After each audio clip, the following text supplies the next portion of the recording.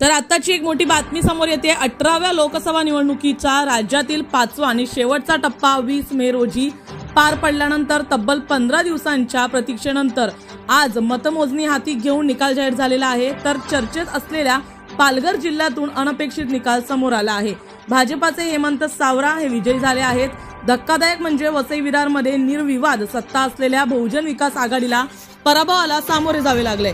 पालघर लोकसभा मतदारसंघात एकूण 10 उमेदवार रिंगणात होते, मात्र भाजपाचे हेमंत सावरा, बहुजन विकास आघाडीचे आमदार राजेश पाटील आणि महाविकास आघाडीच्या भारती कांबडी या 3 पक्षात प्रमुख लढत पार पडली होती। महायुतीचे विद्यमान खासदार राजेंद्र गावित यांना बहुजन विकास आघाडीने यंदाच्या लोकसभा निवडणुकीत विरोध दर्शवला होता।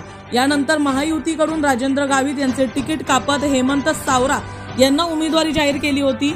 बहुजन विकास आघाडीने आमदार राजेश पाटील यांना उमेदवारी घोषित करत निवडणुकीत मोठ्या ताकदीने उडी घेतली होती। तसंच शिवसेना ठाकरे गटाने भारती कांबडी यांना उमेदवारी जाहीर केली।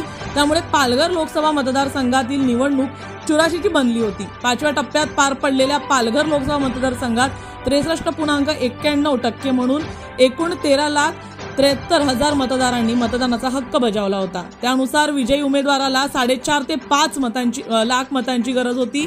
विशेष म्हणजे वसई विरारमध्ये निर्विवाद सत्ता असलेल्या बहुजन विकास आघाडीला मिळणारी मते निर्णायक ठरणार होती। आज मतमोजणी पूर्ण झाल्यानंतर समोर आलेल्या निकालानंतर महायुतीचे डॉक्टर हेमंत सावरा हे विजयी झाले आहेत। हेमंत सावरा यांना 1,70,425 मतांनी विजय मिळवला आहे। डॉक्टर हेमंत सावरा यांना 5,53,396 मते मिळाली आहेत। तर महाविकास आघाडीच्या भारती कांबडी यांना 3,82,971 आणि बहुजन विकास आघाडीच्या राजेश पाटील यांना 2,28,917 मते मिळालेली आहेत।